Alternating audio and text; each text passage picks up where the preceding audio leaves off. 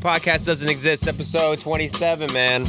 27. That means 27 rings of the Yankees, the best franchise in human history. So, episode 27, you got to respect the 27 rings. Unfortunately for the Yankees, Aaron Judge, there's talk that Aaron Judge is no longer number one because there's a new judge in town, and he's a catcher, and his name is Big Dumper. Cal Raleigh has taken over MLB. I mean, every week we talk about Cal Raleigh has had a great week, and we think, okay, Cal Raleigh's hot right now, but next week he'll probably slow down, But he doesn't. What was it, Mitch? He hit 4 home runs in a row? In a row?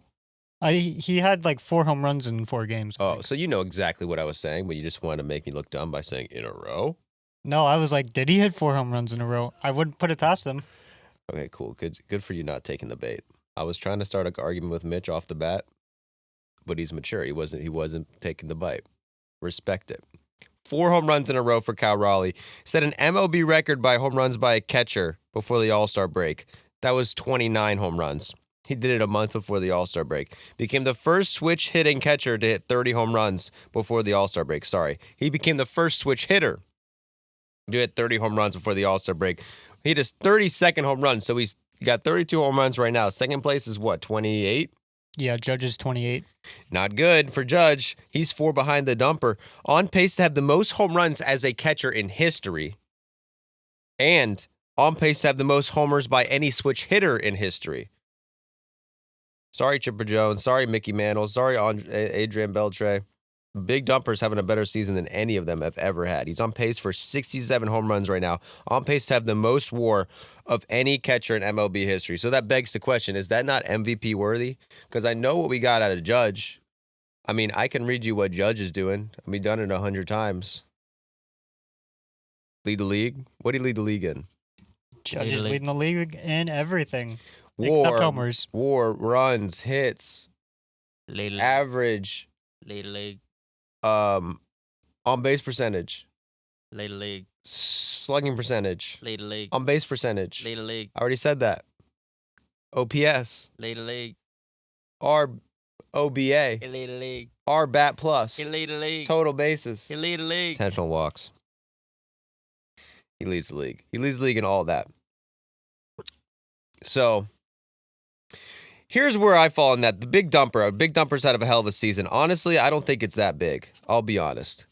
I don't think it's that big. He's got a big ass. It's got a good shape. Everything is good. But it's like, to be named Big Dumper, there's players in the league with a bigger ass than him. Can we agree with that? Vladimir Guerrero Jr. Bigger, and I attached pictures for you in there, Mitch. You could show them on screen. Yeah, I got him. Rowdy Tellez, his former teammate, way bigger ass than him. Even Austin Riley, I would argue, beats the Big Dumper. I'm not saying the Big Dumper's terrible. I'm not saying it's bad, but if you get your own bobblehead for having the biggest ass in the league, I mean, look at someone like Prince Fielder. He never got a nickname for, he never got the glory. He never got the credit for it. Big Dumper, we act like this is like, the best thing since sliced bread. He's got the biggest ass ever. It's not that big. It's really not. This is a hill you're going to die on. I'm just saying, like, he gets a lot of credit. He's a little overrated in that regard. He's 6'3", 235, which is big, but it ain't like, for an MLB player. I mean, if we're talking about the biggest asses of all time, Mount Rushmore of MLB ass, like, I'm got to assume they're up there in the 270s. But most of the pictures we just showed, like, these guys, sure, they had big asses, but they had big everything else also. Whereas he's got that gat. You know what I mean? I see what you mean. I think he's got that catcher shape too. Except for Riley. All of those squats. But Austin Riley, very impressive. Austin Riley had all that. So I'm just saying, I think a lot of people are probably thinking the same thing. Are we really we're going to give this guy credit for the biggest? There's bigger ones. He's a great player. I just think his ass is a little overrated. Do you think that he actually has a chance to be better? Or do you think as the season ends right now, do you think he surpassed Judge? I could see there's a lot of arguments that Cal Raleigh, what he's done so far is better than Judge. We've talked a little bit about how Judge is kind of carrying the Yankees offense, but Cal Raleigh has more than double WAR anyone else on the Mariners. He has 5.4 WAR. The Mariners as a team have 13.4. He's hit 30-some% of the Mariners' homers. For this last, month and a half, the whole Mariners offense sucks except for him. Yeah. And, the Yankees without Judge, I think they'd still make the playoffs. They might not win the division, but they'd still make the playoffs. The Mariners without Raleigh are probably, fourth place right now. I think both these teams without these two players aren't playoff teams. Easily. I see what you're saying. I don't really love looking at MVP that way. I could see that being a tiebreaker, but what you mean for your specific team, that's what value is. Honestly, let's be honest. It's who had the best season. Individually, who was the best player in MLB. That's the most important part. Now, is Judge having a better offensive season by the numbers? Yeah, I just told you he lead the league and everything. Cal Raleigh, who's, known for his offense. That's why we're talking about it right now. 32 home runs right now. Lead the league in nothing, actually, because he's in the same division as Aaron Judge, same league as Aaron Judge. But he's a catcher, and we've never fucking seen a catcher come anywhere close to this kind of production. He's on pace. So the record for homers by a catcher is 48. He's on pace to hit 67 homers as a catcher. Yeah. He's within the pace to break the home run record. The MLB home run record. Yeah, and I think so is Aaron Judge, right? No, Judge is on track to hit 60, a little under 60. Yeah. But Raleigh, give a Judge a week. He could be back on pace for it. We got to take the on pace for a grain of salt. Neither of these guys have had a slump yet. Judge had a little bit of a slump. But this time in the season, you can be on pace for some crazy shit. We'll see what happens. Kyle Raleigh has not slowed down a bit. I was expecting him to slow down after the second week of the season. The dump don't slump. Hey, do your squats in the offseason. Maybe you can end up like Kyle Raleigh. You've got to respect it. He's also played every game. Every game. Except for one. And as a catcher, normally you pencil in a catcher. If they play 140 games, you're like, wow, they were a workhorse. And he's missed one game. It comes down to how much you want to value the catching position. But this is such a rare thing for a catcher to do. Now, you could look at WAR, and when you look at things like this, people need to throw WAR out the window. I think it's a little fucking annoying. Let's say, what is Cal Raleigh's WAR compared to Judge's on Fangraphs? It's a 1 WAR difference. A lot of people look at that and say, look, Judge has been more valuable. Dude, you guys got to stop trusting WAR so much. No one knows how that fucking shit works. You think we're going to be looking at WAR in 10 years and it's going to be the same exact algorithm? They've changed it. They change it every year. So this year, right now, there's a 0.7 WAR gap between Raleigh and Judge. It's tied. To me, that is a tie. I think when it's that close, you do start looking at what is the value of that player to that team. And I really think without Raleigh, the Mariners are just garbage. Yeah. But we saw it with Judge, too. Look at these numbers with Judge. Okay, so the Yankees were on a 6-game losing streak last week, or 2 weeks ago. Maybe I don't know what it was. When they went 3 games without scoring a run, their biggest streak since I don't remember when, but embarrassing. 3 games without a run. They lost. How many games did they lose in a row? 6-game losing streak at least. And during that stretch, Judge was 2 for 16. Judge, 16 games this year where he had 0 hits. The Yankees are 7-9. So this was a team. The Yankees got the second best record in the American League, but without Judge, they are 7-9 when he doesn't get a hit. When he doesn't get an extra base hit, they're 19-18. So if Judge isn't getting a double, an extra base hit, a home run, they're a 500 team basically. With Judge, second best record in the AL. If he doesn't reach base, it's never happened. It does happen sometimes. 8 times he's never reached base. He hadn't reached base in a game. I know these words aren't coming out smoothly, guys. Just bear with me. Yankees are 2-8. Judge has 26.7% of the runs Yankees have scored this year because of a Judge RBI or a Judge run scored. And they were shit because he was 2 for 16. He went 2 for 16 over a stretch, and they lost 6 games in a row. The last 5 games, I had his stats in here. I guess I didn't actually put them in. But his last 5 games, he's been a beast. He's back to being Aaron Judge. I can find his last 5 games, and they're 3-2 in those games. So there's a direct result. When Aaron Judge sucks, the Yankees suck. When Cal Raleigh sucks, I'm sure the Mariners still suck. But even with him doing good, the Mariners aren't too hot. The Mariners have been playing good lately, though, Mitch. Yeah, 7 out of the last 10. 7 out of the last 10. And what is the difference for the Mariners? Is it Cal Raleigh? I mean, he did hit a home run in 4 straight games. So we were wrong. He had 5 homers in 4 games. Damn. So I really think that when you break it down, Raleigh's been more important to the Mariners than Judge has been to the Yankees. Do you give out MVPs based on that criteria? People do. Some people do. Some people do. It's interesting because, I mean, Judge leads the league in every single offensive category. Except homers. Except home runs. And I think he's on pace to have the most WAR in baseball history. Probably still. I'll do the math, but To not get the MVP after I think he's on pace for like a 14-15 WAR season. he's on pace now for like a 12 and a half WAR season. Oh. Which is still really good, but it's not the greatest of all time. Cal Raleigh, on the other hand, He's on pace for an 11 WAR season, so we'll have to see. I mean, I think that Cal Raleigh, if he continues at this pace to have the best season as a catcher in history, I think you kind of have to give it to him over Yeah. Judge. I really do. Best switch hitter season in history. Now, if Judge comes out and breaks his single season home run record, that's a different story.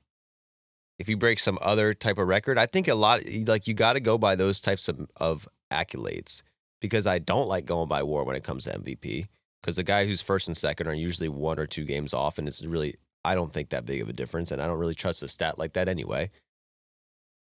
When you're talking about how much you individual helped your team, I think that's a little bit of a weak argument too, because I think the best player is the most valuable. Who has the best numbers? Who is the most impressive season gets the MVP. I in my feel book. like Cal Raleigh's definitely the MVP of the Mariners, That's true.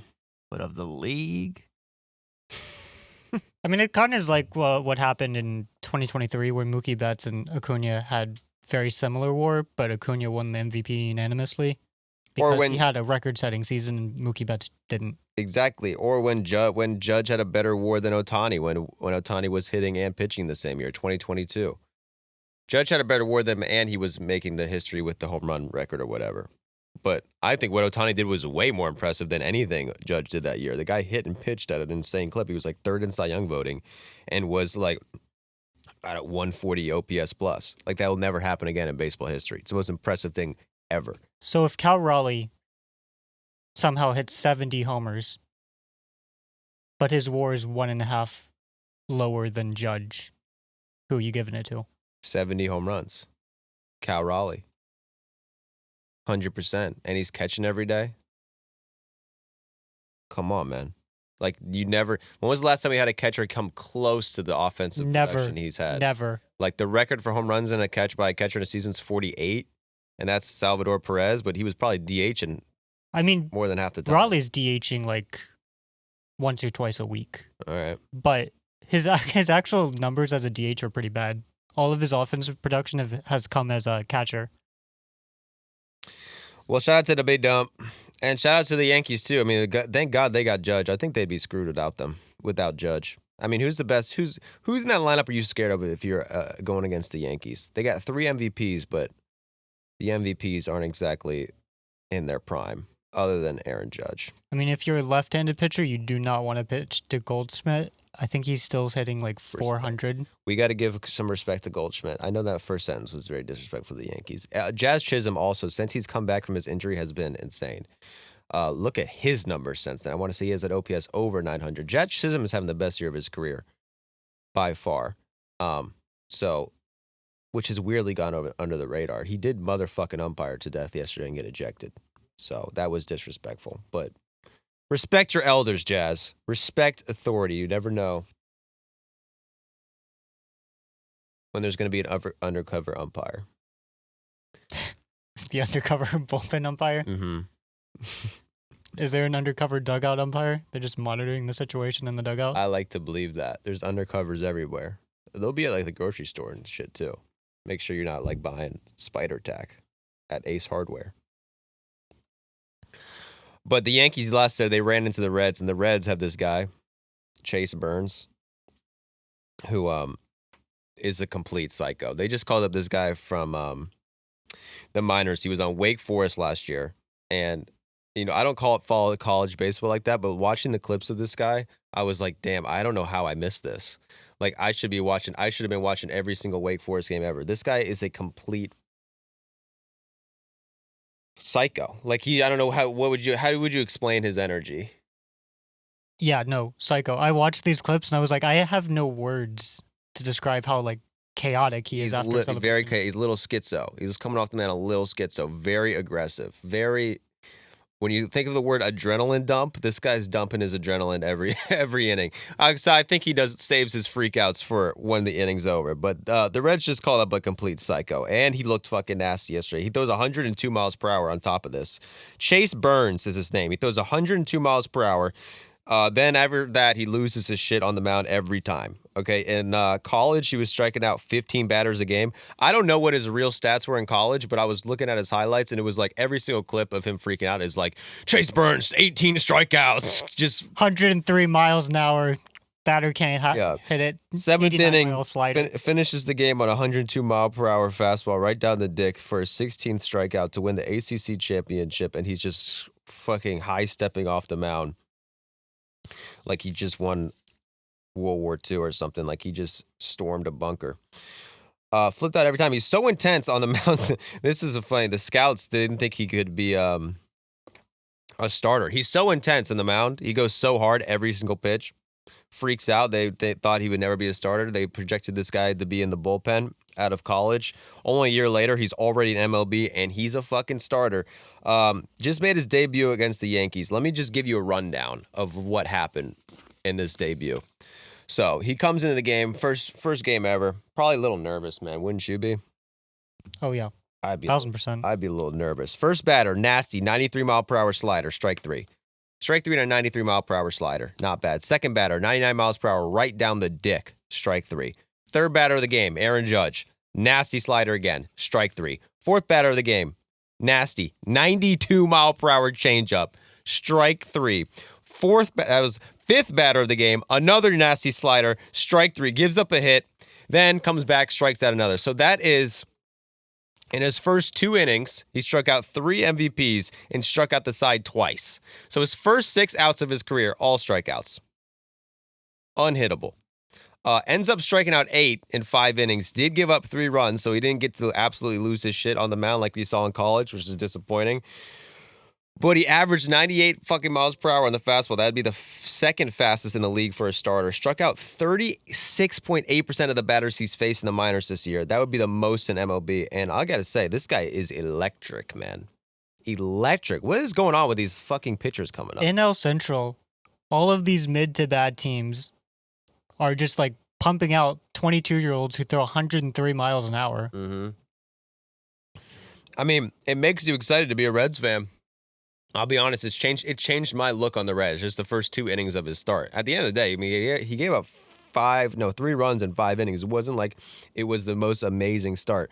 But to come out and just fucking 102 right down the dick for 2 innings, strike out 6 guys, 3 MVPs. In his first 5 batters he faced in his career, he struck out 3 MVPs. Aaron Aaron Judge, Judge, he'd be Cody like Bellinger. terrified of facing Judge. You're like, oh man, this guy, best hitter in baseball, struck him out twice. No, man. Some people are built different. You could tell, too, he wants to just he wanted to just primal scream, like, after each one of those strikeouts, but you just can't do it in the bigs, man. He's like, if you look at the clips, if you're listening audio only, the clips of this guy coming off the mound is everything that, like, your dad hates about baseball. Just like college guys, they need to tone it down a bit. I mean, he would just... let's fucking go. He's so close to doing like the Cam Newton, Superman. You know what I mean? I know. The funniest part is like some of those reactions are in like the 6th, 7th inning, late in the game, probably the last pitch he's going to throw. Others are like the 2nd inning, It's like 0-0, second inning. Nothing's happening yet, and he's still going freak out on the mound. Don't show Chipper Jones Chase Burns. He would not like that shit. But hey, look at the Reds. How the Reds been doing lately? NL Central churn, doing well. They're on their hot streak. They're still on their they're still on their hot streak. I feel like They just all beat of them are, aren't they? Yeah. Whoa, except the Cubs. the 2, 3, 4 NL Central teams are 7-3, 8-2, and 7-3. The Cubs aren't doing good though. Lost 3 in a row. Cubs lost 3 in a row, and they're playing the Cardinals right now. They lost 2 in a row. Cubs had a tough loss against the Cardinals last night, where fly ball to center field, PCA just totally forgets how many outs there are, catches it and just jogs in, and the guy tags up from second base. Mason Winnan scores. And the Cardinals, I mean, 2 amazing. Burleson in right field saved the game on a foul ball in the 7th inning, and then Nolan Arenado. Throwback to Nolan Arenado's defensive heyday, makes an insane play to win the game. So the Cardinals win 2 in a row. The Milwaukee Brewers are hot as fuck. I mean, we already saw they got that new pitcher. They got a freaking new praying mantis on the mound. He's pitching today against Skeens. And now the Reds got a new freak on the mound. Then they're exciting now. Them and Elly De La Cruz. Elly De La Cruz out there throwing up on the field, then hitting a home run after the game. After the game?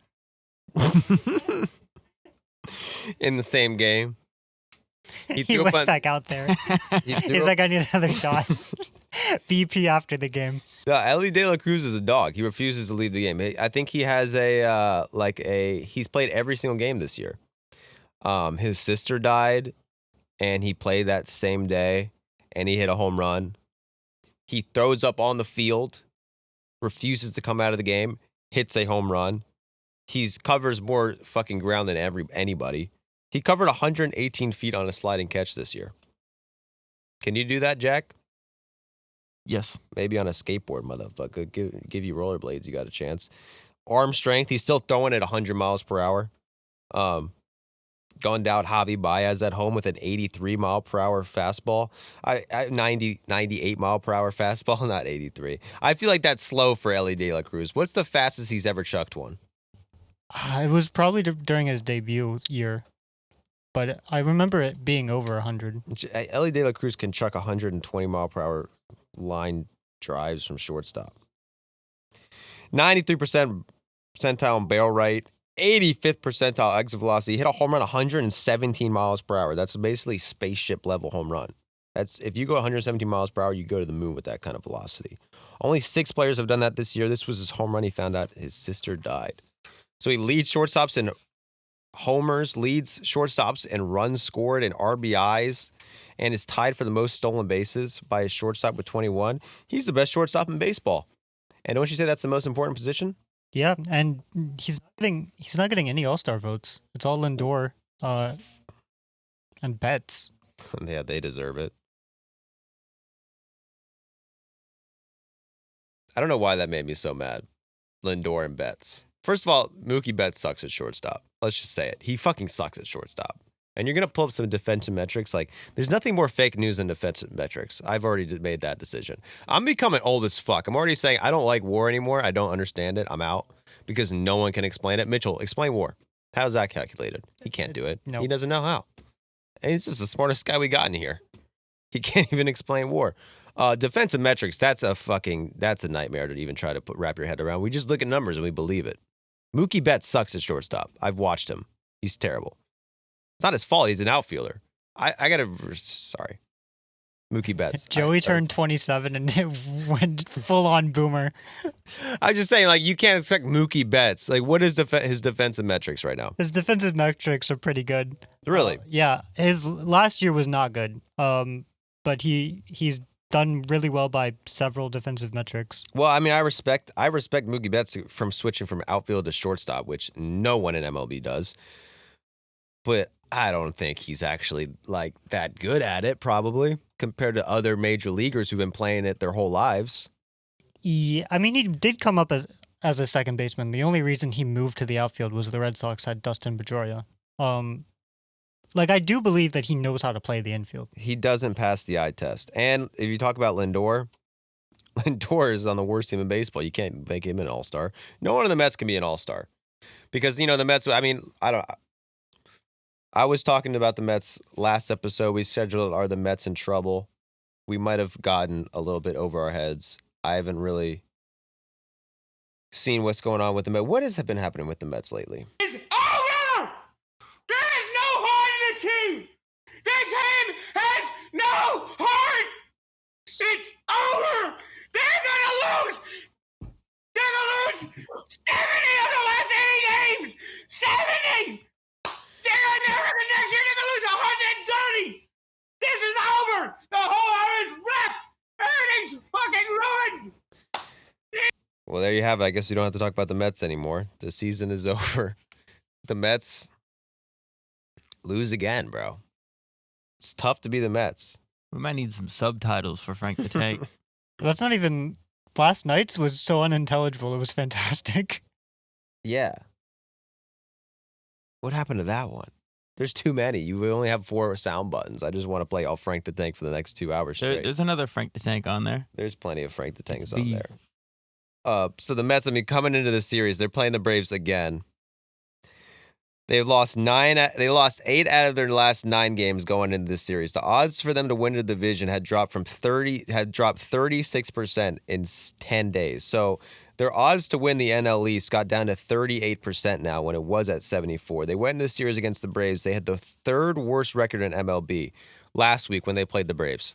The Braves had the 3rd worst record in MLB, then got swept by the Braves, then went to Philadelphia, lost 2 out of 3 to the Phillies, then played the Braves again. So they demote Francisco Alvarez and Ronald Acuña's little brother the day before the series, all right? And, now they're bringing up, who's... some of these guys in this lineup, you just, there's this guy, Jared Young. Jared Young! Who the fuck is Jared Young? He fucking was a 120 hitter in Korea last year! So Jared Young, a 120 hitter in Korea last year, he's on the Mets right now, but Luis Angel Acuña is not. So they demote Acuña's little brother the day before Big Acuña shows up, and he takes a personal 2 for 5 with a home run to avenge his brother, who is now unemployed in the minor leagues like a bum, because that's how the Mets treat their players. The Braves win their 4th straight against the Mets. That was game 1 of this series. So the Mets lose. Now they're losing 9 out of 10. During that stretch, starters have gone 5 or more innings 1 time. So in 10 games, they've only had a starter get 5 innings once, bro. They have a 6.5+ ERA during the stretch. They're pitchers who, over the season, are number 1 in the league. Not anymore. They start Frankie Montas game 2. And going into this, I had no faith in him, all right? He had a 12+ ERA in the minors this season. Looked absolutely washed. Hasn't really had a good season since the first half of 2022. And pitches great, dude. 5 innings, 3 hits, 0 earned runs. The Mets go up 3-0. They got an early lead. Frankie Montas is looking like an ace, but the Braves tie it out, have 2 outs. Matt Olson comes to the plate. Let's listen to the call on this Matt Olson at bat. And 2 runs to score. Base hit. H-O-T-T-I. And the Raiders singing H-O-T-T-O-T-O. She's never gone away. You see her? She's in there with her fucking white powder face. That white powder face. That white powder face. When is this thing gonna win again? When? Their 21's over. Now they're only 10 over. This season's fucking falling apart.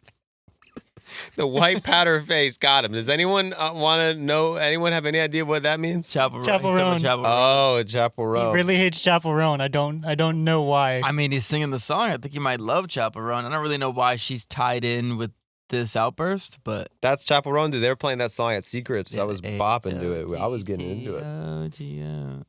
So the Braves take the lead. The Mets also called up a guy named Dickie Lovelady. His name is Dickie Lovelady.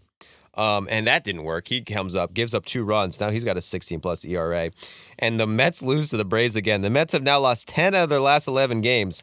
The Braves have beaten the Mets 28 times out of their last 38 games against the Mets. The Braves just straight up own the Mets. They've been terrible all year. This is the only time the Braves fans have been happy all season. I mean, genuinely. This is the only time I've felt joy this year. Yep. Watching Ronald Acuna Jr. hit and beating the Mets. That's it. Yep. I mean, even we had that stretch where like, oh, look, the Braves have the best record of baseball since like April 13th. Like, even at that time, we're like, yeah, but like we were like barely beating the Nats, and it was kind of, it didn't feel like we were doing good. This feels good. Like to beat the Mets. Like, I feel like, I was kind of, you after these games, you're like thinking, like, you know what, we could just finish fourth, like have a terrible season. But if we sweep the Mets the entire season, like I'm kind of okay with that. No, same. I've not. It is looked so forward. funny. It is just so funny. It's just. And 2 runs to score, base hit. H-R-T-T-I. And the Raiders singing H-O-T-D-O-D-O. She's never going away. You see her? She's in there with her fucking white powder face. That white powder face. Is he saying Chaperone's like a Braves fan or something? I think the Mets just play Chaperone. Oh, what happened? Oh my God, that's what happened. The Mets did a Pride Night. Ever since Pride Night, they're like 1-10. Everyone on Twitter won't shut the fuck up. Yeah, so that's last year, because remember the Mets last year got hot in June, so they were like the gay Mets. Like, oh, this team is so good. They're the gay Mets. They're undefeated. Now it's the opposite. And then they played, oh my God, they had, they're doing the national anthem and they cut to the pride flag on the Jumbotron. It went on Twitter. Clay Travis picked it up. So now a lot of people, depending on your agenda, might say, since the Mets are pro-LGBTQ, I don't know, God is punishing them or something. I don't know. Like, that's the narrative going around on Twitter that you will not hear on other major talk shows talking about baseball. But yeah, tweet the Mets. It's all about that. It's actually the big storyline. Do you think there's any validity to that, Jack? No, bro. You don't think the Mets? I fucking do not think that. You don't think so? I mean, you're a Tampa Bay Rays fan, and we all know that you guys famously have a whole bullpen of guys reject Pride Night, and now the Rays are really hot. You're talking about the Rays? You're not talking about Tampa Bay. I'm talking about the Tampa Bay Rays. Right, but if you go to Tampa, it's gay. Okay, that's good to know. It's actually gay as hell. Well, you got rainbow flags everywhere. A lot of pride, a lot of love. But the Rays, they used to play in St. Petersburg. Yeah, What that's about less there? gay. That's a lot of old whites. The Christians. old whites. well-meaning Christian people. Prideful Christian people. Those are the guys in the Rays who wouldn't do the pride hats or something. But that's the thing with MLB. Every June, there's a little bit of some pride controversy. There was Clayton Kershaw wearing the Bible verse on his hat. Did you see that? Yeah. On the rainbow hat. This is what the rainbow means to me. So yeah, let's talk about the Mets and then let's talk about pride.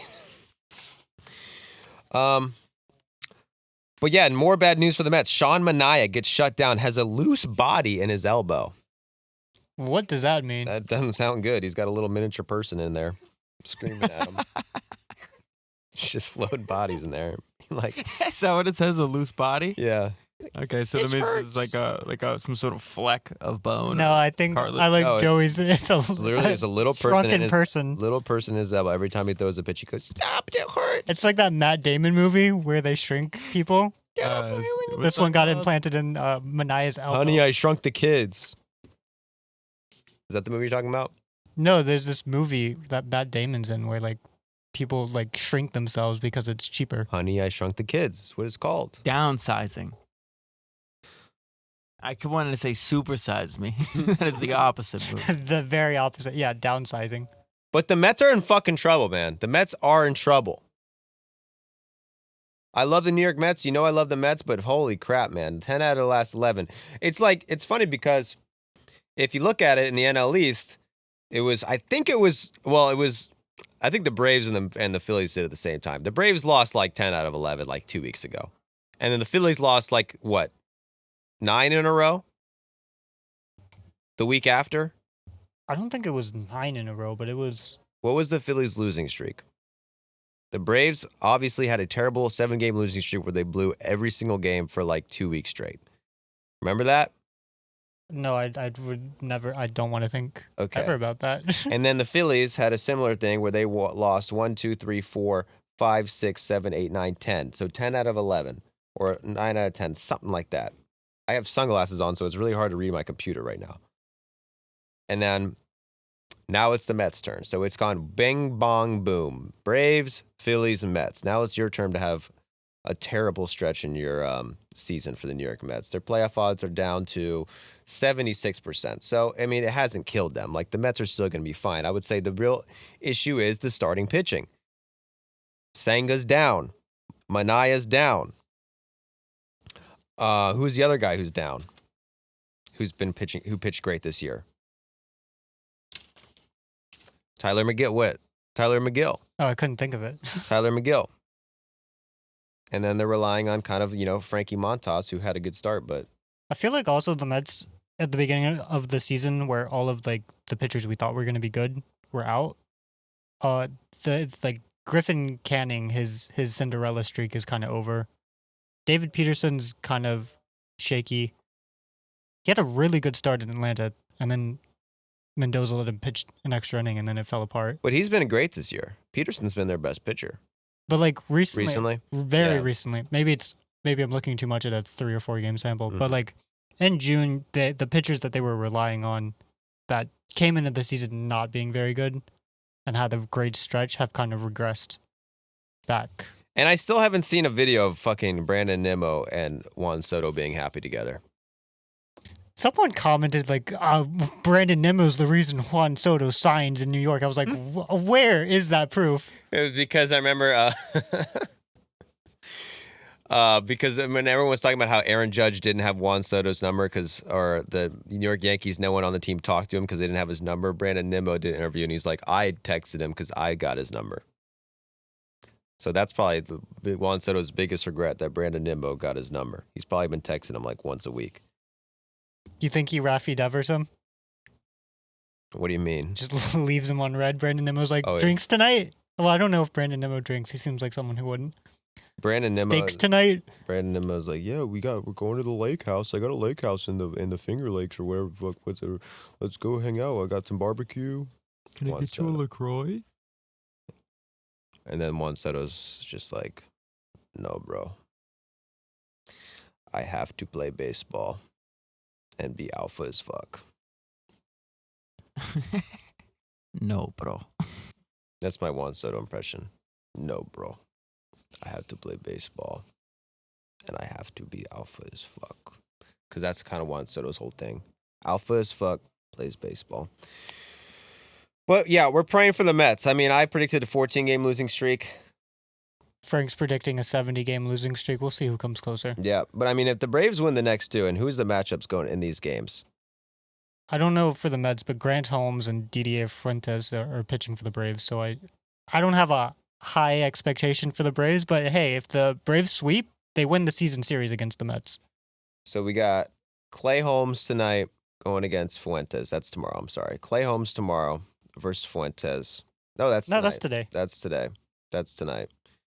And then tonight after that is our Holmes versus Griffin Canning. I love more. Strider looked pretty good last night. Gave up 3 runs and had 1 bad inning, but he looked good. 8 strikeouts. That gives me confidence. I think he's back. That gives me confidence. And Matt Olson's been hitting the shit out of the ball lately, and that gives me confidence. Ozzie and Michael Harris, Braves fans want to throw them off the cliff and demote them.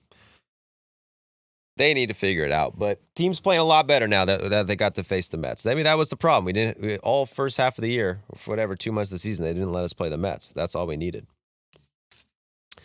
But let's move on to another National League team, a National League that has been all jumbled. There's a lot of surprising things going on in these standings right now. If the season ends today, the Milwaukee Brewers are in the playoffs. The St. Louis Cardinals are in the playoffs. The Cincinnati Reds are only 2 games back of a playoff spot right now in the wild card. The Giants are a half game in the wild card. The Padres right now are not in a wild card spot. The Padres, if the season ends today, would not be in the playoffs. The Brewers and Cardinals would be, and the Padres would not. That would actually suck if that actually happened, but that's not happening right now. But it could definitely happen. And the Diamondbacks, 2.5 games back. The Diamondbacks have been tortured, bro. So what happened with the Diamondbacks injuries this week? Or this month? You want to name I mean, this is going to be like a 10-minute segment. Are you sure? Corbin Carroll has a chip fracture in his wrist. He's on the IL. Ildemaro Vargas, one of their backup infielders, has a fractured foot. Josh Naylor is day-to-day. Eugenio Suarez got hit on the wrist, I think, and he's day-to-day. Did Naylor get hit too? I can't remember, but he's just been out for like 2 or 3 games now. Gabby Montero has a right hand contusion. They had to basically steal a catcher from the Braves organization because they had no catchers. That's cheating. They stole our catcher. Yeah, they stole it. Fuckers. Christian Montes de Oca. I don't know who this guy is, but he pitched 1 game. He got called up, and then he's done for the rest of the year. He has a back issue. Justin Martinez, their lights out closer, needs Tommy John. Was lights out. Corbin Burns needs Tommy John. Was lights out. AJ Puck was really good in the first half of the season. He was missing a couple months, and then they went, he actually needs Tommy John. Christian Mena went on the 60-day IL for a shoulder strain. Kendall Graveman went on the IL with a hip injury. This is all this month. Damn. Past 25 days. Yeah, don't forget about Jordan Montgomery. Also on the IL. So, like, in the last month, like, last night, the D-backs had Jake McCarthy hitting 5th. He has a .067 batting average. Damn. See, like, the Diamondbacks for the first 2 months of the season were not playing well, way below their level, but it was never an injury thing. And now all of a sudden it is an injury thing. That might be a death blow for them. So all of this, I was like, man, they must suck this month, right? Mm-hmm. They have the second best record in baseball. Come on. Come on, the Diamondbacks, because they got a good manager, man. They got a good manager. Don't tell D-backs fans that. They hate Torey Lovello? They hate him. Every team hates their own manager, though. I mean, after I watched He the brought him to the Diamondbacks, World Series in 2023 with dog shit. I was rooting for the D-backs, but after watching them sack bunt like 15 times a game, I was out on the Diamondbacks. I kind of get it. They're mad about sacrifice bunting. What happened to the old school, man? These new kids.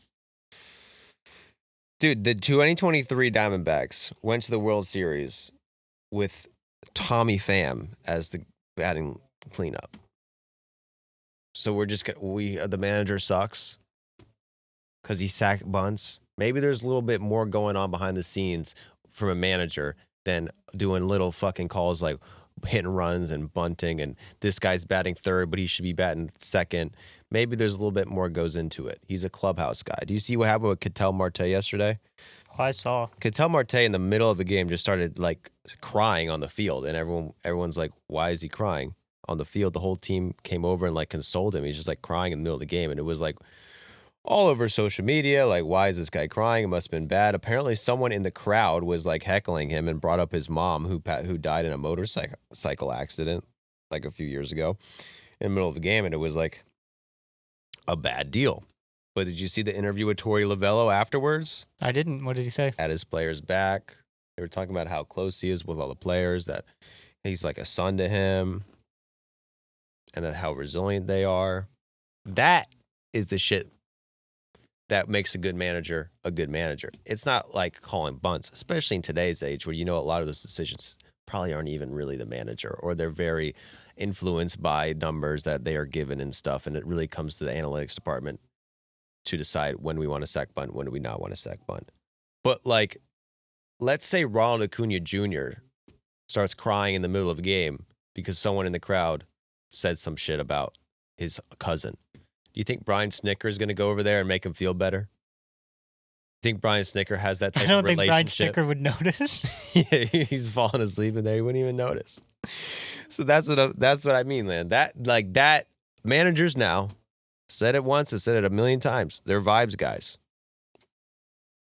And the Diamondbacks, even with all these injuries, the vibes are looking good. 2.5 games back of a wild card spot. Shout out to the Diamondbacks. Who did they beat last night? I mean, they beat the White Sox. They beat the White Sox. Hey, you don't get to pick who you play, Mitchell. You do not get to pick who you play. And that's my favorite quote. I made that up. What about the Cardinals? Give me a rundown on the Cardinals team, man, because I feel like we've disparaged this team. Well, because they were terrible for the first 2 weeks of the month. Like, I was shocked to see that they were back in a playoff spot. They've won 8 out of their last 10. Yeah, they started the month 3-9, which was the second worst record in baseball. There's like star hitters were mostly terrible. Lars Nootbaar, Japanese star in the World Baseball Classic, had like a 100 batting average. And a When? 100. Like the first 2 weeks of this month. Oh, okay. And then since June 14th, so the last 10 days, they've had the best record in baseball. Lars Nootbaar is really good again. Their worst qualified hitter is just like 12% worse than league average, and their pitching is decent. Like to start the month, they were horrible, and now the pitching is good again. So it seems to me they're over the Mendoza line because they do everything okay, but nothing amazing. Yeah, I mean that's kind of what I've gathered. Like no, their pitching in this last stretch is just 10th in ERA. Like they're not. You know what blowing they? You know what team. they do right? Fundamentals. They don't walk guys. Starting pitchers, best in the league when avoiding walks. When it comes to hitting, what's their best offensive stat? Sorry, you're not going to get this. I don't know. It's too hard. On base percentage. Wow. I'm one of the only guys who knows this. They are 5th in the league in on base percentage. They get walked. They don't walk. They get walked.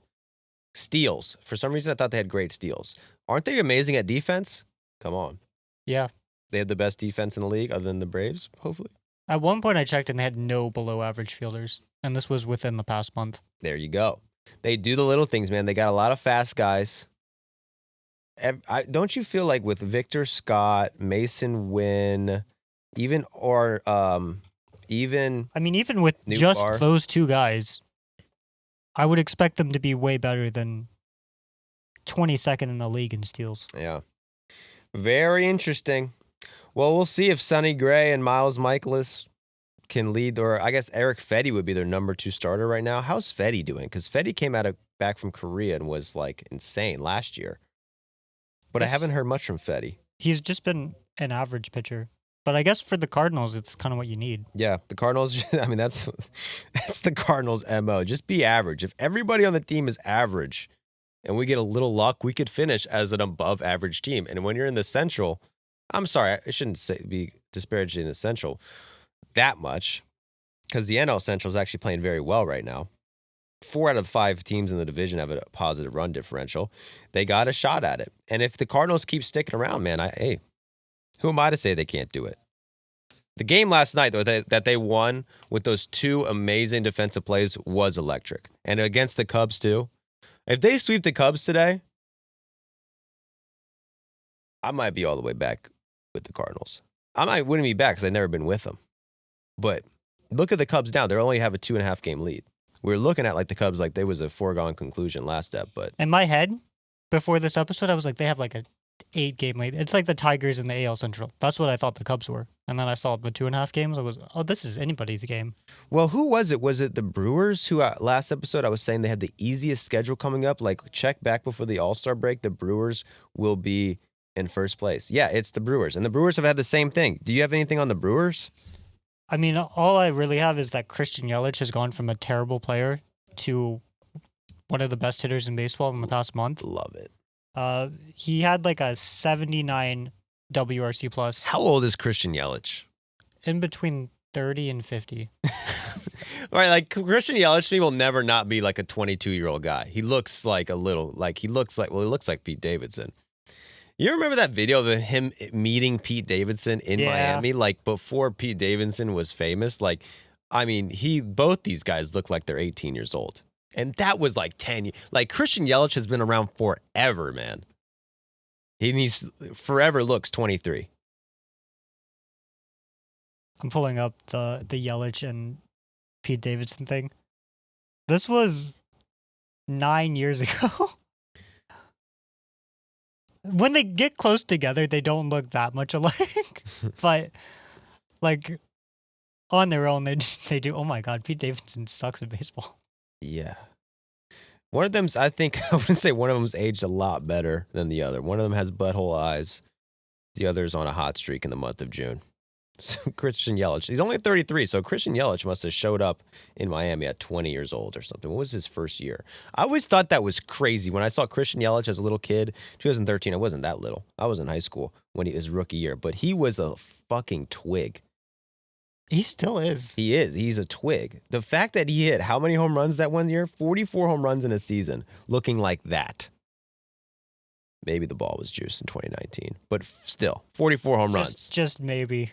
44 home runs. Christian Yelich, man. Respect it. Respect the Brew Crew, please. Respect the Brew Crew. Jose Quintana, never not the most underrated pitcher in baseball. We got an ERA under 3 still. So, hey, man. Shout out to the Brew Crew. Who are they beating? Why are they doing so good? Terrible teams. Yeah, and then they've got the matchup of the decade today. Today, sorry. Yeah, I'm excited for that. Mizorowski versus Paul Skeens. Any predictions? I think Mizorowski out pitches him. I don't think anyone's going to touch him. So Mizorowski has faced the Twins and the Cardinals, right? Those are decent teams. I mean, the Twins kind of suck now, but like the Pirates offense against a guy who throws 96-mile-an-hour sliders. I'm really excited to watch this one. Yeah. It's also tough because he's throwing, I mean, his stuff is insane, but he's also 6'7", and he I think it's one of those things that maybe once you face him a couple of times, you kind of can pick up on it, but the first time you see that, you've never seen anything close to that in your life. Like, that's got to be an insanely hard adjustment. If he's not walking people, they're not hitting it. They are not hitting that. I mean, he's releasing the ball like 40 feet in front of home plate instead of 60 because his arms are so long. He's throwing at you like he's a softball pitcher. So, fuck, man. Brewers, Cardinals, and Cincinnati Reds. All looking positive for the boys in the cinch. What about the boys out west, man? The Houston Astros, who nobody talks about because all they do is just be beastie. They had a World Series. We got a World Series matchup. 2022 World Series, man. Where were you? Where was I? I remember I was watching that in Philadelphia. And the Phillies lost to the Astros. And some things never change. There was a pitcher's duel last night. Ranger Suarez throws 6 no-hit innings, and the Phillies still lose because Framber Valdez, watch out, 7 scoreless innings. His ERA is down to a 2.8. Josh Hader, 20 for 20 on saves this year for Josh Hader. He was my X factor coming in the season. I said if the Astros want to be good, Hader's got to be lights out. He's been fucking lights out. Vintage Hader season. Vintage Hader season. And what is the lead now for the Astros? I think it's still 3.5. Nope. Is it not? Oh, 4.5. Sorry. Yesterday was, I thought it was 5.5. Maybe it was, whatever. Now it's 4.5 because the Mariners are playing good too. But it's insane. And look at the injuries the fucking Astros have too on top of this. So here's who the Astros are missing. Spencer Arrighetti, that's a pitcher. He hasn't been pitching. JB France, he was relied upon heavily the past few years. He hasn't been pitching. Luis Garcia, he hasn't been pitching. But looks like Luis Garcia could be coming back soon. Am I getting Luis Garcia confused with another guy? There's like Luis Garcia, the Astros version, is the guy who does the cradle rock. Okay, yes. So yes, that's Luis Garcia I was thinking of. There's a lot of Luis Garcias in MLB. Go on Baseball Savant and look up Luis Garcia. I mean, there are 3 in the major leagues right now. But that's a big addition if you get Luis Garcia back this year, which it looks like you are. Even Christian Javier is coming back this year. Do a 20-pitch live BP on Friday. First live BP since surgery, so that sounds like he'll be coming back maybe towards the end of the season. Lance McCullers Jr., pray for him, man. He got injured again with the right foot sprain. But, I mean, he'll be back eventually. And they've done it without Yordan Alvarez. Yordan Alvarez has been hurt. And Yordan Alvarez, when he was playing, wasn't having a Yordan Alvarez season. If they would have told you before the season, all right, you guys lost Kyle Tucker, so he's gone. And Yordan Alvarez, you're not going to have him either. And when he plays, he's going to suck. What would you say? Oh, finally, the Astros are done. They're cooked. They're Swiss cheese, Mitch. But, I mean, I didn't have Jeremy Pena having an MVP-like season, so... Jeremy Pena, and he just signed up with Boris Corp. He's about to get paid. I'll pay him.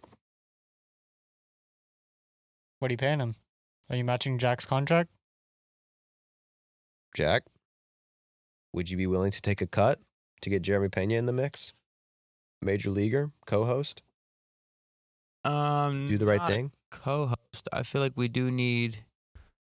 I need an assistant. He can maybe like sit behind me off camera, no mic. and But just then kind of contribute the best he Maestros- can. I mean, The Maestros could have a backup shortstop too. That's true. If we sign Pena, that would be part of the contract. You have to play slow pitch softball with us. how about him and I just switch positions? I go to the league. Oh, so we don't have to He's pay. We the producer. just a 1-for-1 trade. Yeah. So we don't even have to worry. All right. That'd be a pretty good trade. All things to consider. I mean, the trade deadline's coming up, but be on the lookout. Jeremy Pena could be coming. A podcast doesn't exist. Dak DeCenzo, Pedro Leon. There's all these other guys who are injured who aren't as notable. Chas McCormick is pretty notable. He has been playing. And they haven't lost a series since May 21st. Shout out to the Astros, man. All they do is win, win, win, no matter what. Got money on my mind. I could never give it up. And every time I step up in the field, it's everybody's hands go. And they stay there. And they stay there. And they stay there. Up, down, up, down, up, down. All they do is win. Not the Athletics, man. All they do is fucking lose. Negative 134 run differential for the Athletics this year. They don't get enough credit for being terrible.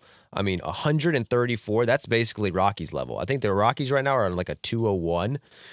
70 run difference, which is actually a lot, but still not great. 134 run differential for the Athletics. But they faced Scooble, and they actually hit Scooble. Did you see that Scooble finally had a bad start? I was shocked. I was debating whether to watch that or the Braves, and then I watched like neither. Jesus, Mitch, I might kick you out of the room. You were debating either watching Scooble versus the Athletics.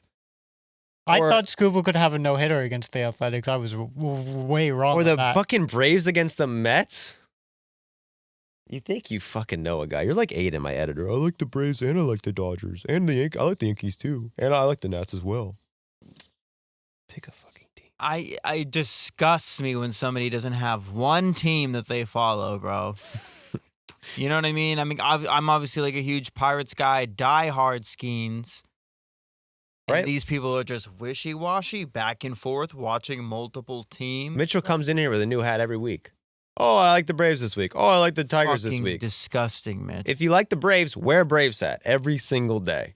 I hate people who wear hats of different teams. Especially, oh my God. I'm gonna those people come who in wear next one episode. hat. Blue Jays in the front, Mariners in the back.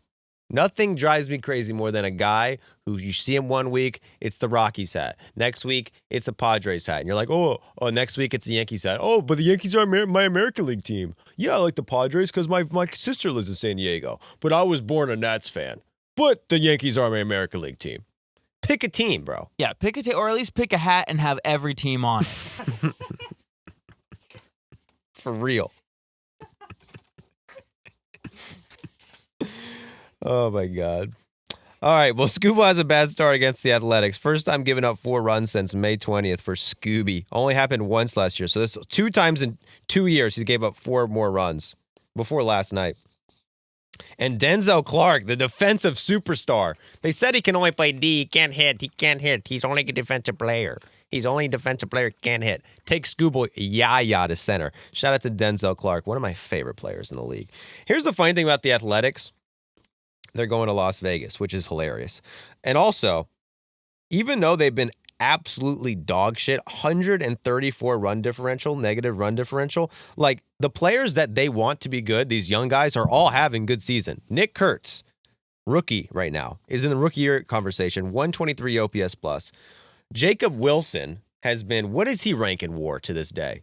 He's like a top 5 player in the league. I mean, he just hits. He's what people think Luis Arias is. And he's a shortstop, right?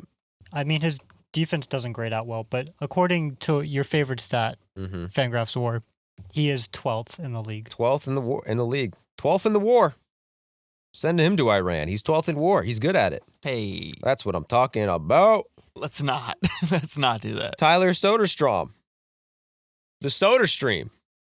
He's having a good year. Hot start, cooled down a little bit, but still 113 OPS plus. He's a 23-year-old. And Lawrence Butler, he got hot after a slow start. He's up to a 114 OPS plus. He's a 24-year-old. Then you got Brent Rooker, who you signed for a long-term deal, and he's been the best hitter on the team. Like, all the offense is doing what they're supposed to do. What are you doing over there, Jack? Like I said something so bad. Send him to Iran. I should have said that. You're right. I should have said that. But I said it. I'm losing my mind over that right now. It's just I can't. I mean, you look at this athletics and what these individual players have done. They all have had above average, done great, and they still are sitting in last place in the West with a 134 run differential, which makes you think, how bad are these pitchers? The A's have the 9th best offense in baseball. Which doesn't really surprise me because I remember last year that was a thing. Like they hit an insane amount of home runs. They have big boppers in there. They just can't pitch. They need to start developing some pitchers. Last in bullpen ERA, 27th in starting ERA.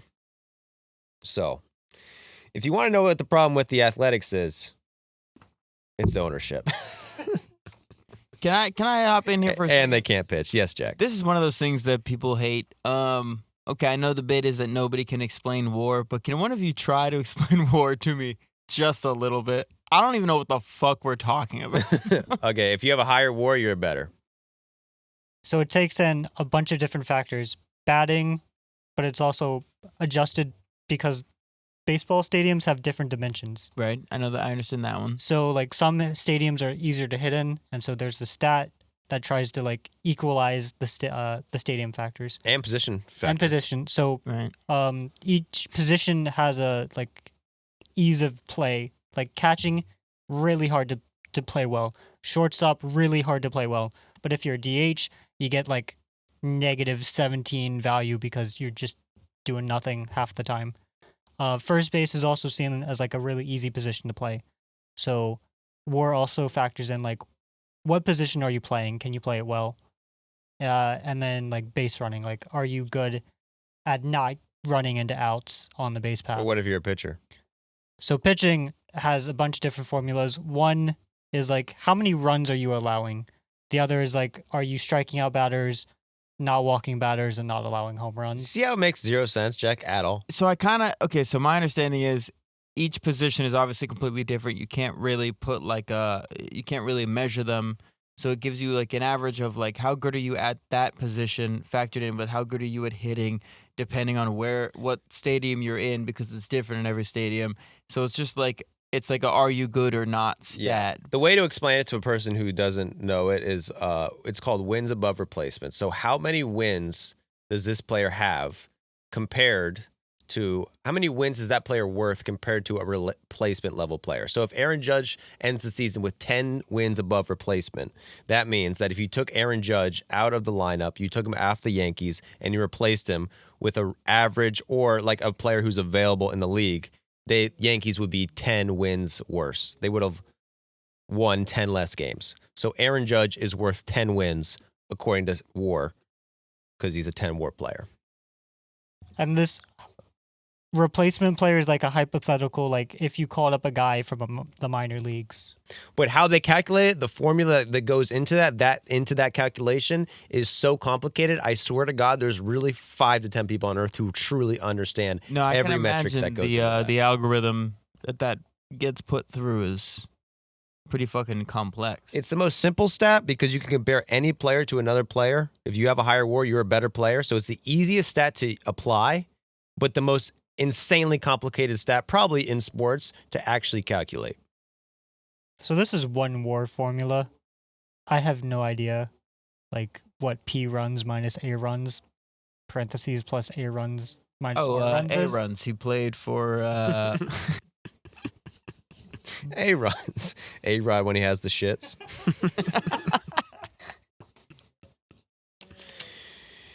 No, okay. I actually do get it. You get it? I mean, I get it as much as anybody else does. Like living and dying by WAR is probably not a great idea. I get why conversationally it needs to come up, but I It also should- get why it's like if Judge and Raleigh are close, and I get why it's like, well, is it like there's so many fucking factors you'd never be able to actually use that as like a legitimate reason to make somebody MVP over somebody else. Yeah, we're giving a lot of trust into this stat that no one truly understands how it's calculated. Like You're giving a lot of faith into something that you really don't really know about. if there's a guy with a 3 WAR and a guy with a 10 WAR, you can be like, oh yeah, those guys were very, very different players. Mm-hmm. One was vastly better than the other. But if there's a guy with a 3 WAR and a guy with a 3.5 WAR, it's really disingenuous to me. Yeah. Like that 3.5 WAR player was way better. And all these teams, they all have their own WAR calculations, and they're different. Like they all have their analytics department. So like Aaron Judge on Fangraphs might have a 10 WAR at the end of the season, but like on a different website, Baseball Reference WAR, he might have 11 wins. And then the Rockies might look at Aaron Judge and with their algorithm, and they might say he's actually only worth 3 wins. We would never get Aaron Judge. But then the Royals will look at Aaron Judge and through their calculation, they're like, watch out for Aaron Judge. He's the best player of all time, according to our. It's how you want to value certain things. Certain people, home runs are the most valuable stat. Certain people, steals are way more valuable. Certain people, blocking, framing is the most valuable stat. Depends what you want to think is most important. How often does Judge DH? Almost never. He's in the outfield, yeah. Yeah, he's in the outfield. So here's some like a same player, very different WAR. Stephen Kwan of the Guardians. He's a very good hitter. He has a 3.3 WAR by Baseball Reference and a 2.4 WAR by Fangraphs. Same player, same stats, same calculation, or like same things going into the WAR calculation. But Baseball Reference has him lower or higher because they use a different defensive stat. And Kwan rates a lot better in defensive runs saved, which is what Baseball Reference uses, than outs above average, which is what Fangraphs uses.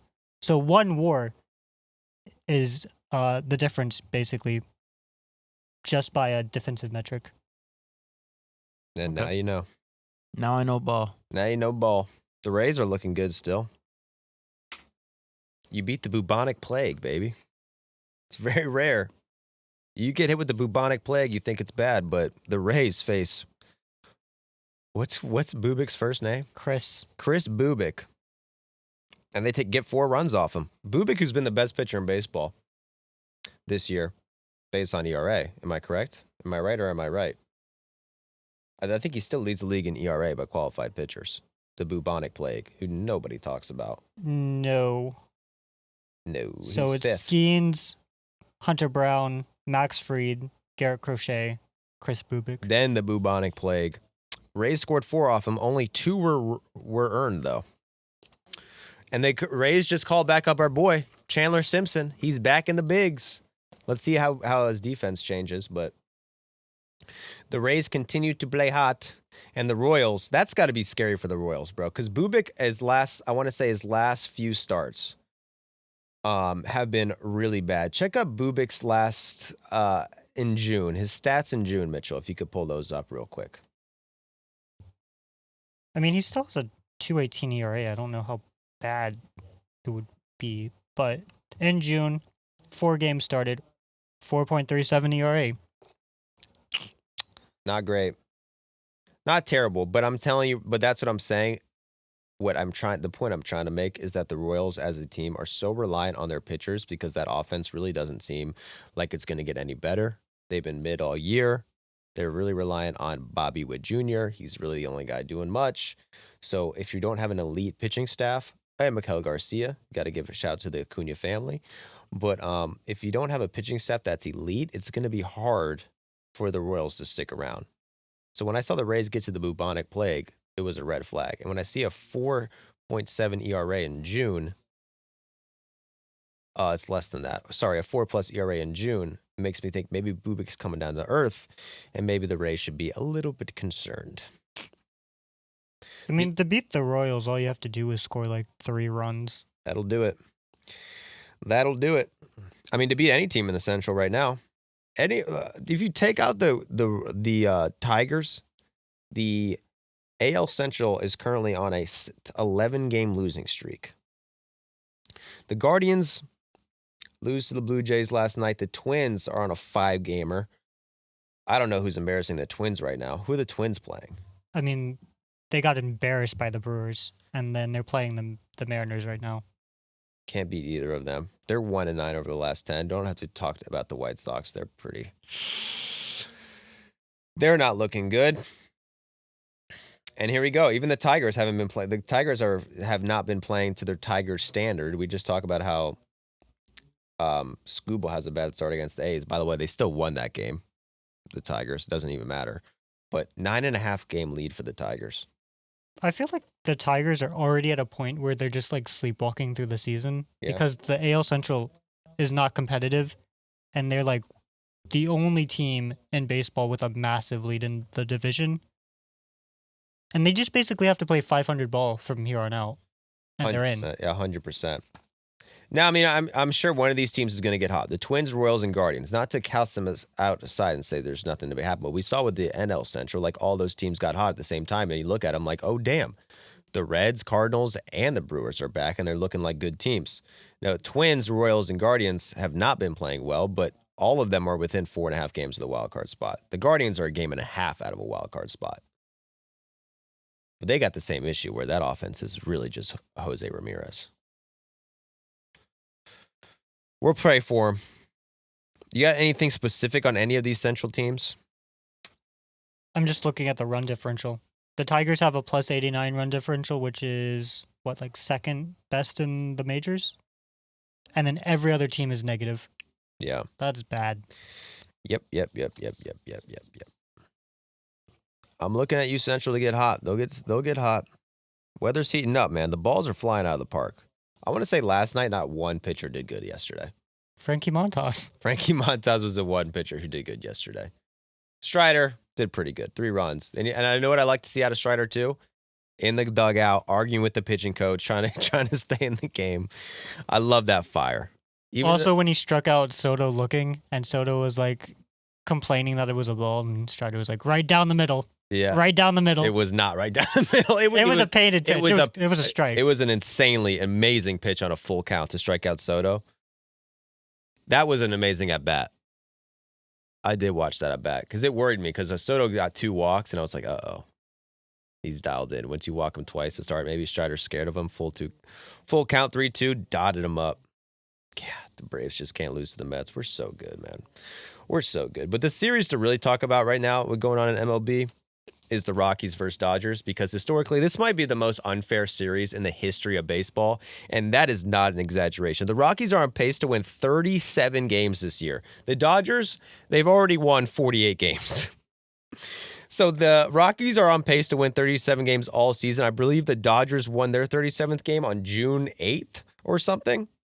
That's a lot. That's a big difference. The Dodgers won their first 8 games of the season. The Rockies won their 8th game on May 17th. It took them a month and a half to win the same amount of games the Dodgers won in 8 days. 8 games in the season. If you count Yamamoto and the NPB, the Dodgers have more MVP awards than the Rockies have all-star appearances on their roster. They have 7 players right now. The Dodgers have 7 players who are either first or second in all-star voting. The Rockies have 0. 7 all-stars on a roster. The other team has 0 all-stars. The Rockies owner, the head honcho, his net worth, if you trust Google, $700 million. Ohtani, that's his contract right there. The Dodgers have a player who's worth as much as the Rockies owner. And now they have to play each other. And listen, dude. The offensive numbers for the Rockies, even though they're in that hot spot in Coors Field, 673. The Dodgers have 1 player in their starting lineup with an OPS less than that. Only 1 player. That is Michael Conforto, who has not been good for the Dodgers. But the Rockies defy the odds. The Rockies went up early yesterday, 2-0. Then they blow it thanks to, guess who? Michael Conforto. Michael Conforto hits a bomb. Least productive hitter. Kills the Rockies. Shohei hits a bomb. The Dodgers win it. Shocker. So the Rockies have played the Dodgers 4 times this season. Lost all 4 times. The Rockies now have a negative 202 run differential this season. The Dodgers have a negative 107 run differential if you take out all their wins. So if you erase every single Dodgers win and just the Dodgers are 0 and whatever it is. How many games? What's their record right now? Need to stop closing the standings tab. Yeah, they have 31 losses. It's not like you're the podcast researcher or anything. Piece of shit. I'd have to exercise that opt-out. Sorry, I didn't hear you. I was 49 to 31. I got you, Joe. They have 31 losses. So 31. So if the Dodgers take all their wins, they're 0-31. They would have a 107 run differential. The Rockies have a 202 negative run differential. That is an insane stat. And their fucking MLB's making them play each other again. And it ain't the last time. They're going to have to play each other like 2 more series after this, at least 1 more. Where they play each other 12 times? At least 2 more, yeah. So, I mean, the Dodgers might just sweep them in 12-0. I wouldn't be surprised if the Dodgers 12-0'd the Rockies. I wonder when the last time that was happened. When is the last time a divisional team did a season sweep? I mean, I remember looking up when the Rockies first came into MLB, the Braves didn't lose a game against them for like 2 years. Respect it. Difference with that, like, but a team in your division who you're playing way more. I mean, they were in the same division for 1 year. Oh, they were? Yeah, NL West. Okay. Damn, man. Back when the Braves were in the NL West, before my time. Way before my time. I thought that, yeah, that's crazy. We're not really, Atlanta's not in the West, though, is it? Makes you wonder. Not very much, no. Makes you wonder. But the Dodgers, man. The Dodgers now have a 3.5 game lead over the Giants. I thought it was more than that. The Giants? I think people are right. We really don't talk that much about the Giants. They're hanging on. So the Giants right now are behind 4.5 games back of the Dodgers, but the Giants haven't been playing well lately. Ever since they got Devers, you thought that was going to be a big injection, but not really. It's only been a few games though. But I mean, the stretch the Dodgers are on right now, the teams they have to play right now are like it's crazy. They're playing the Rockies right now. They just played the Nationals, took 2 out of 3. Now they're playing the Rockies. Then they go back and they play the Royals. Then it's the White Sox. So you playing the White Sox, the Rockies, and the Nationals in a row, and you have sandwiched between that a Royals team who isn't really that too much of a formidable opponent. I would think by the end of this stretch, the Dodgers might have just closed it up. That was my prediction going into this stretch, and it looks like that's happening. I mean, a 4.5 game lead over the Giants, which doesn't sound like a lot, but the way these teams have been locked up all year, that is a lot. That is a lot. We talked about like a week and a half ago how the Dodgers were like a game away from being in 3rd place. What do you got on the Giants, though? I didn't get anything on the Giants. You go, we really need to talk about the Giants more. I said, I agree. We don't talk enough about the Giants, but this was not part of the research that I did this week. That's you all have right. something on I do have something. Verlander, still winless as a Giant. And that's not good. Okay, 12 starts without a win. That's the most in Giants history, actually, to start a season. To start 12 games and not have a single win.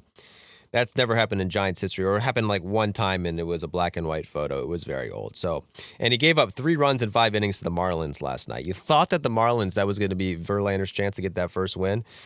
Jack, your boys came out swinging. The Pirates, the Marlins, or the Rays? The Marlins. Oh, yeah. Marlins are a gritty team, dude. They've won 2 in a row.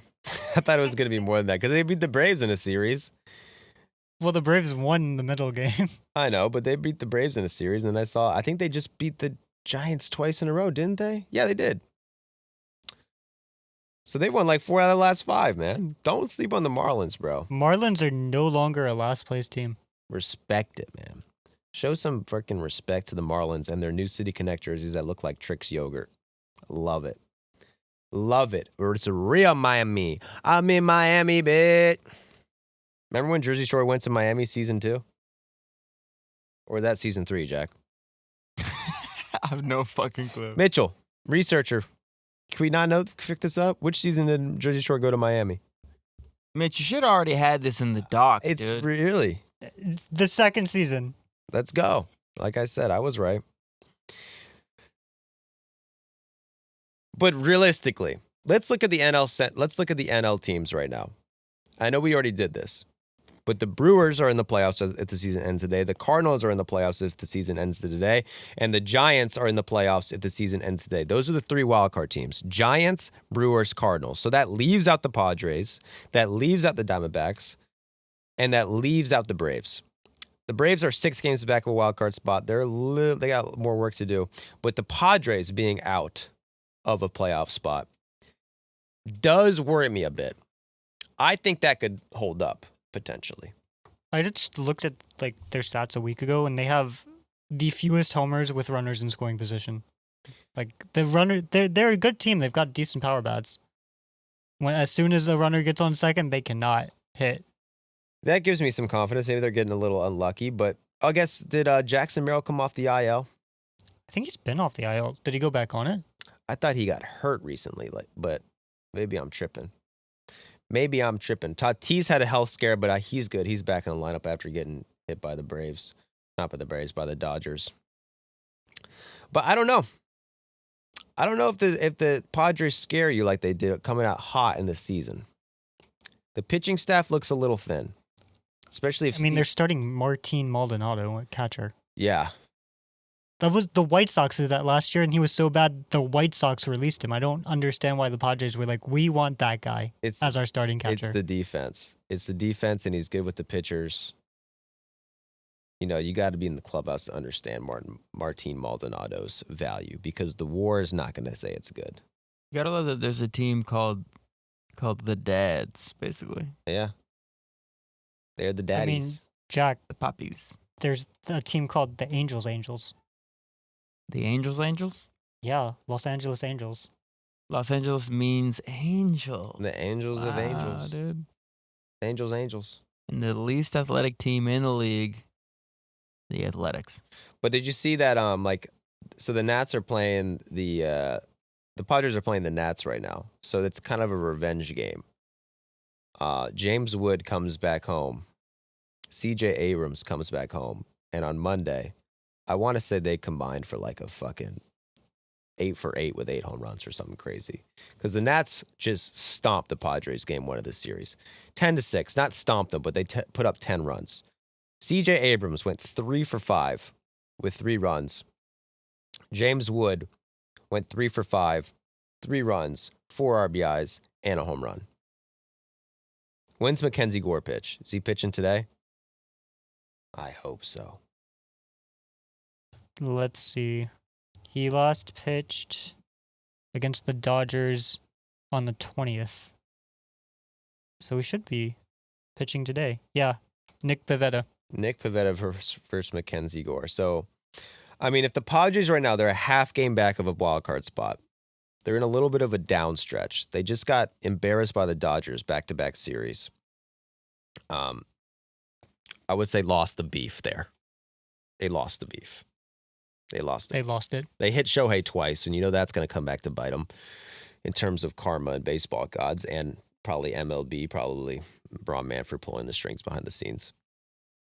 And then they come into a series against the Nationals, who have 3 players that could be on the team right now. You have CJ Abrams, James Wood, and Mackenzie Gore. First game, it's the Mackenzie Wood. It's the CJ James Wood Abrams series. They combine for 6 for 10, score 6 runs, have 4 RBIs. And they won game 2. But if Mackenzie Gore comes out today and just shuts the Padres down, that's a tough pill to swallow. Where do you fall on that trade, the Juan Soto trade? Do you think it was worth it for that 1.5 years? The Padres got Michael King. So the return was good trading Soto. The Nationals are bad. They're like really bad, and they're going to be bad for at least another year. And the guys that they got are fantastic. Like, this is a trade that accelerates a rebuild by a couple of years, and they've wasted it. Like, Gore and Abrams are free agents in, I think, 2 seasons. And James Wood might be one of the best players in baseball. Like, full stop, not even exaggerating.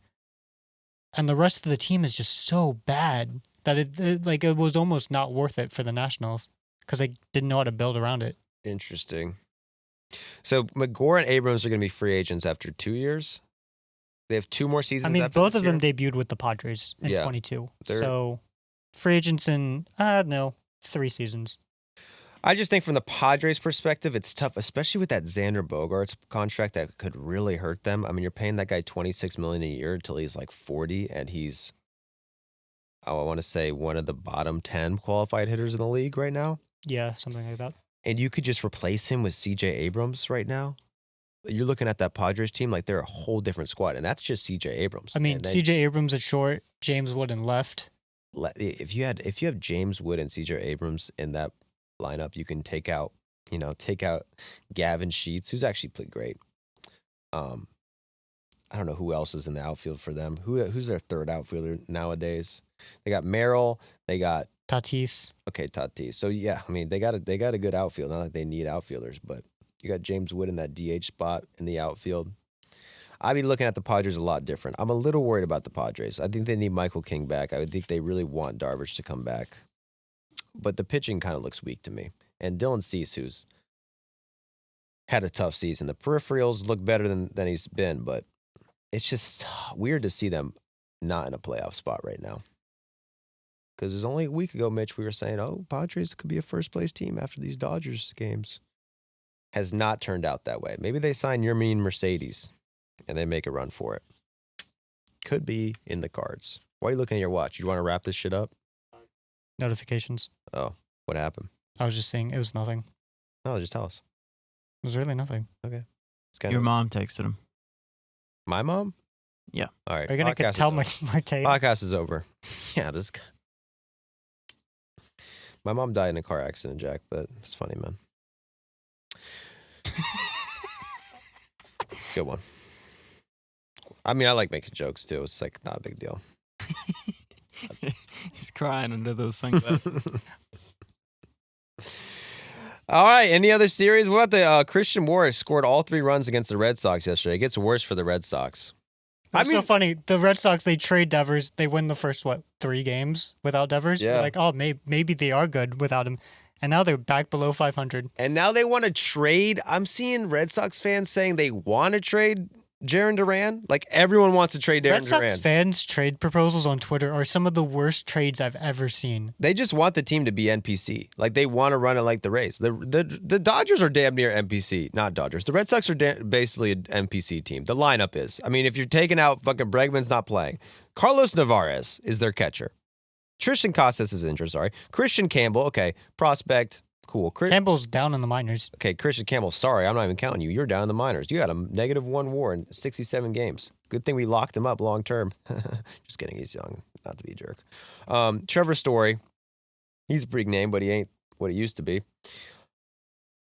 Jarren Duran, they want to get rid of him. Then that leaves Cedane Rafaela, Wilmer Abreu, Abraham Toro. You want to run out David Hamilton, Remy Gonzalez, Rob Refsnyder, Connor Wong.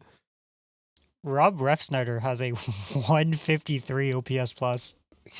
Okay, kills lefties, right? Yeah, kills lefties. Kills lefties. That's why they got rid of Devers. We don't need Devers. We got Refsnyder and Yoshida. They want to run it. They want to turn them into the Rays. Like, why do you want to get Jarren Duran? Get rid of Jarren Duran so bad? I understand there's maybe some value for him, but like, why are you trying to optimize value when you're the Red Sox? They're turning into a franchise of NPCs. Like David Not Ortiz. MVPs. No. David Ortiz is the face of the franchise right now, and he's 50 years old. Walker Buehler, man. After that, Horrible. yeah. I mean, you got to feel for him that after the 2 Tommy Johns. You respect what he did last year in the playoffs, coming out and pitched well in the playoffs, but the Red Sox fans want to throw him into the river, dude. I mean, I thought he was having an okay year, and I looked him up before his start against the Angels. He has like a what, 6 ERA now? 6.29 ERA for Walker Buehler, who I believe he walked in 2 runs in his last start. Walker. Which pitcher has the worst name, Walker Buehler or Homer Bailey? I'm gonna say it's Dickie Lovelady. That's my pick. That is by far the coolest name I've ever heard. Jack, he did not go by Dickie until 3 days ago. The Mets signed him, and their press release said Dickie Lovelady, and everyone was like, what? He was going by Richard? Yeah, and then the media was like, he's requested to go by Dickie Lovelady now. Hell yeah. Respectable. Very respectable. But it's like I was looking at this game between the Red Sox and the Angels, and I almost want to be like, these lineups are the same.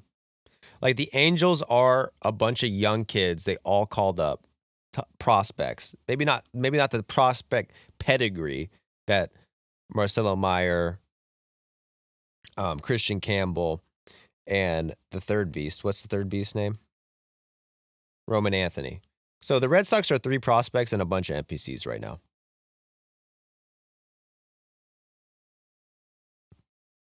That's the Angels. That's what the Angels have been the past few years. Is it have been the Angels? The Angels haven't really had prospects. They just call up young guys every The Angels will draft a guy, and he'll do like okay in the minors, and then after like one season they'll be like, "You're in the majors now," Mm-hmm. and then he'll struggle for like 3 years, and they're like, "Glad we promoted you, Nolan Shanwell. Good job standing up all day." Well, if you look at it now, the Angels have a better record than the Red Sox.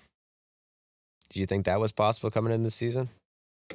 No, I didn't think that was possible a month ago. Yeah, they got a better winning percentage. Actually, they're exactly the same winning percentage. So they're basically the same team. Today decides it all. The series, the mid series, Angels versus the Red Sox. Who can get above the mid-doza line? Whoever wins right now gets to the mid-doza line. They Whoever get loses two. goes below the mid-doza line. Oh, they're playing 2 more games? No. They're both one game under 500. So this is to get to the mid-doza line. This is the fight to get there. Hey, speaking of freaking playoff standings, the Angels are only 2.5 games back of a wild card spot. It could happen. And they're rallying behind Washington. You see Ron Washington, who is stepped down from the managerial position for health reasons. So that first game, no Ron Washington. There's the video of him at the game in the Just chowing down. in the box seat, full uniform, hat on and everything, just munching wings. The guy just loves ball. The guy just loves baseball. I hope he's doing good. But I did not like to see that Ron Washington was having health issues. I did love to see him with the health issues at the stadium in a fucking full uniform. I mean, you couldn't see his pants, so I don't know if it was full uniform, but he was wearing the sweatshirt that he always wears, and he was wearing the hat. Breaking news, we've got a picture. He is wearing the pants. There you go. He's still probably doing the infield drills. Like Ron, he just had a heart attack. The boys need to do short hops. The boys need the short hops. The fundamentals doesn't stop. If I can't do it, nobody can. There probably was like a security guard in the suite he was in to prevent him from like rushing down to the dugout. Just strict orders, like he cannot leave this room under any circumstance during the game. I'll tell you what, like the Angels, say what you want about them. They have a makeup of a Cinderella team. Ron Washington, who's probably the number 1 players manager of our lifetime. A bunch of prospects. This guy who they just called up, who got drafted out of Tennessee less than a year ago, goes on to MLB Network and says, "I don't lose. I never lose. I will go to the Angels and win a World Series because I don't lose." Everyone clowns him. He hasn't been great in his 1 week coming up, but last night he had an insane game. He drove in all 3 runs to beat the Red Sox last night. I think it was his first home run. No, he has 3 home runs already for Christian Moore. So if that guy is a problem, and you get Chris Taylor, they drop him from. Imagine the Dodgers released Chris Taylor, disrespected Chris Taylor legacy after all Chris Taylor has done for that organization, and he comes back, World Series, an LA World Series, the Angels of Anaheim versus the Los Angeles Dodgers of Dodgerland, and the Angels beat the Dodgers on a Chris Taylor walk-off home run. He does have a fractured hand right now, but when he gets back, he's healing. He's healing. A lot of good players in this Angels lineup. Joe Adell, he's got a bone to pick to the league. A lot of people shit on that guy for years. He'll never be good. He's having a good season. Mike Trout, Mike Trout's got a lot of shit. Why'd you stay with the Angels? You're so dumb. You're killing MLB because you want to stay with the Angels. He has a lot to prove. Zach Neto. They keep nailing this guy with pitches. You see the beef he had? I mean, he stands so close to the plate. Only one right-handed batter stands closer. So this is his right. It's his right, isn't it? It is. Is he out of the box? Is he breaking the rules? No. They keep nailing him.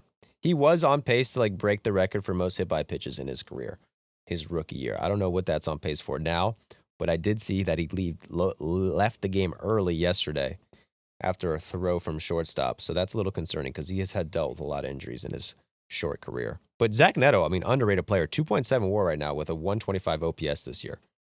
I got to assume that's one of the best, at least hitting-wise, for a shortstop in MLB. Don't sleep on the Angels of Anaheim, baby. All right. Let's close it out with a Q&A section. Cracker. That's your name, Cracker? That's rude. Why'd you call me that? What's the meaning behind the ninja sound effect? Ask Jack about that. Jack. They're referring to this, which is not a ninja sound effect. That's a crazy leap. It's just Joey from like one of the early episodes, probably episode 5. I don't remember the context. I want to say it was like the sound Shohei Ohtani's baby made coming out of baby moms. That's just a guess. I thought it was funny when he did it. I wrote down the time immediately, knowing exactly what we were going to use it for the little outro of the episode, just to hit him with a because it's fun, and that's that. What's the color of your toothbrush, Jack? The color of my toothbrush, I believe, is like a teal or an aqua. I want to say teal, closer to teal, probably. Well, that one's from Justin Menzel. Let's get a picture of it. We should start selling those. Of my toothbrush? Game-used picture of my Jack-used toothbrush. Game-used toothbrush. Jack Schwartz from episode 1. Is it the same podcast you've had or the whole? You had that same. How long you've had that toothbrush? Not necessarily the whole podcast. I'm an aggressive brusher. I brush really hard. Because he eats a lot of dick. What? Can we cut that out? Hard. So I think I may have started with a different one, but I often stick to the same color schemes for whatever reason. So it might have also just been teal or something. Respected. I feel the same way. As a boy, you can't get a pink toothbrush. I feel like there's only a couple options. Well, pink, purple for girls too. So it's like it gets confusing. But she doesn't have a pink toothbrush either, and as long as my toothbrush is a different color than hers, so she doesn't use my fucking toothbrush. Because you know how bitches be. Sorry. Bitches be tripping. Excuse my French. Also, you guys don't talk about the Giants enough. Well, Cracker, we will address that, and we will talk about the Giants more. I apologize. Verlander needs to step it up. Logan Webb continues to have another under-the-radar Cy Young caliber season. Devers, that's a shot in the arm for the Giants. You're excited if you're a Giants fan. I know you guys, since getting Devers, haven't played the best baseball. You lost a few to that in that first series. Then you beat the Red Sox. Now you lose one to the Marlins. That hurts, but you know what, Giants fans? I think there's a lot to look forward to. Maybe not the division this year. That's probably not in your cards. But a wild card spot, I think it's very attainable. Let's win the next two against the Marlins. That's doable. Then you play the White Sox. That's very doable. Then you go to Arizona and face a team that's very depleted right now with injuries. Then you go to place the Athletics, who have a 134 negative run differential. Then it's the Phillies and Dodgers before the All-Star break. So these next few series are actually very important for the Giants. You got a lot of teams you should beat. You got the Athletics, you got the White Sox, and you got the Marlins. So win those games, because if you fucking don't, then you got to face the mighty Phillies and the Dodgers, and who knows what can happen. So, hey, that's a stretch that could either make it or break it for you guys. Lock in, Devers. Who's the best looking player in MLB? I think Dylan Moore. Honestly, don't really know what Dylan Moore looks like, so. I looked him up. He's doing all right, but depending on if he has a beard or not. Okay. Dylan Moore was such an out of left field answer for me. Yeah. Like, he is kind of just an NPC looking dude. Yeah, he's like a big guy. He's got a body on him. I'll give him that. Hottest guy in MLB was Kiermaier for a while, but he retired. You know who I think it is? 1, 2, 3! Yamamoto Yoshinobu no monomane shite He is handsome. Yamamoto is a playboy, underrated playboy. And he's got the hair, kind of like a Mitchell haircut, I want to say, with the middle part. Racist. I think, well, it's not racist. Mitchell's Korean. Yamamoto's Japanese. But Yamamoto is actually a good answer. At first, I thought Jack was just saying that because of the song. We had the song lined up in here. And maybe that was going through his head, but it's a great answer. I'll take that. He's got a bit of a movie star look to He him. does have a movie star look. Obviously, Shohei's Shohei. Shohei's hot because of his personality, dude. If you go on based on looks, just straight up looks, I'm going with. Wait for it. Wait for it. I'm trying to think of one real This quick. picture of Shohei. Oh, come on. Matt Olson is very handsome too. I'll give it to him. What's Matt Olson look like? He looks kind of very tall, kind of like a giraffe. But I love how like I'll say, yeah, he's handsome. Then he looks like a giraffe. Yeah, but giraffes are pretty hot. Who's the hottest player in MLB? Well, that's our Pride Month segment of the week. He's handsome-ish. And thank you guys for tuning in. Mitchell, you didn't give your number one hottest player. Shohei. Okay, Shohei. Respect it. I respect it. I respect it dearly. All right, well, that's it. That's our podcast. That's episode 27. Hit us up with any questions, thoughts, concerns, and we'll get to those for the next episode. Any final words, anyone? Love you. Love you, bye.